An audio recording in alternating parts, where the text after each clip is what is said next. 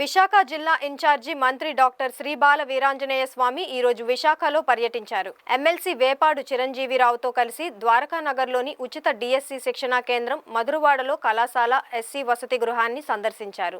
DSC శిక్షణ కేంద్రంలో class రూమ్లో విద్యార్థులతో పాటు కూర్చుని సిబ్బంది బోధనా తీరును మంత్రి పరిశీలించారు. అభ్యర్థుల సమస్యలు, శిక్షణ కేంద్రంలో అందుతున్న సౌకర్యాలను అడిగి తెలుసుకున్నారు. అనంతరం డిఎస్సి అభ్యర్థులకు మంత్రి ఉచిత మెటీరియల్ను పంపిణీ చేశారు. పేద విద్యార్థులకు నాణ్యమైన విద్య, ఉద్యోగాల కల్పనకు తమ ప్రభుత్వం కృషి చేస్తోందని, రాష్ట్రంలో 3400 మంది పేద విద్యార్థులకు ఉచితంగా డిఎస్సి శిక్షణ ఇస్తున్నామని తెలిపారు.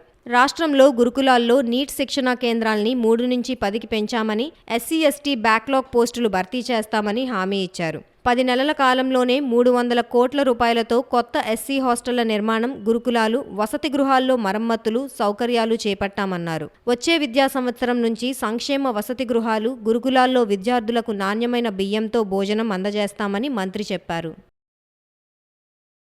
కానీ ఇక్కడ కొంతమంది తీసుకుంటే డిఫరెంట్ ప్లేసెస్లో కొంతమంది వెళ్ళడం వల్ల కొంతమంది ఇంకా రాలేదన్నారు.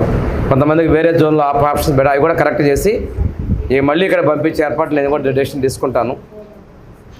అందువల్ల ప్రతి ఒక్కళ్ళు ఆ ఉన్నటువంటి 10 సీట్లు కాంపిటేటివ్ ప్రిపేర్ అవ్వండి. అదృష్టవంతులకి ఎవరైతే ఉంటుందో వస్తుంది. ఇప్పుడు నేను లాస్ట్ ర్యాంక్ వచ్చిన వాళ్ళు, ఫస్ట్ ర్యాంక్ వచ్చిన వాళ్ళు, ఆ డిఫరెన్స్ అంటే ఎప్పుడూ ఉంటుంది. ఆ ఇంటెలిజెన్స్ ఐక్యూ అనేది ఎప్పుడూ ఉంటుంది. కానీ మీరు అన్నట్టు ఒక 100 సంవత్సరాల, ఒక 30 సంవత్సరాల పుస్తకం మాలేస్తే కాకపోతే ఈరోజు పాస్ అయిన అడ్వాంటేజ్ ಅಂದರೆ నిన్నటిదాకా చదివిన సబ్జెక్టు ఇస్తారు. వాడు రోజు 10 గంటలు కష్టపడితే మీరు 12 గంటలు కష్టపడాలి. దట్ ఇస్ ఎందుకంటే ఒక ఎయిమ్, గోల్, ఫ్యామిలీ అన్నీ ఉన్నాయి. చేద్దాం. గవర్నమెంట్ ఏంటంటే రెగ్యులర్గా వేకెన్సీస్ మొత్తాన్ని భర్తీ చేస్తుంది, ఫిల్ చేద్దాం. అంటే ఇది ఒక యాంగిల్. రెండో యాంగిల్ వచ్చేసరికి మనం గవర్నమెంట్ పెట్టుకున్న లక్ష్యాలు ఇండస్ట్రీస్ ఎక్కువగా మీ ప్రాంతంలో తీసుకొస్తున్నాం. ఎంప్లాయ్మెంట్ డిఫరెంట్ స్కిల్స్లో తీసుకొస్తున్నారు. అంటే మనకి ఇంకోటి కొత్తగా P4 కాన్సెప్ట్ ఒకటి తీసుకొచ్చారు, మీకు తెలియ ఉంటుంది. ఎవరు వస్తారులే మనకేం చేస్తారంటే, నేను మొన్న తాడికొండ కాన్స్టిట్యూన్సీలో పొన్నేకల్ విలేజ్కి వెళ్ళాను. 365 కుటుంబాలు కొంతమంది పెద్దలు దత్తత తీసుకోవాలి.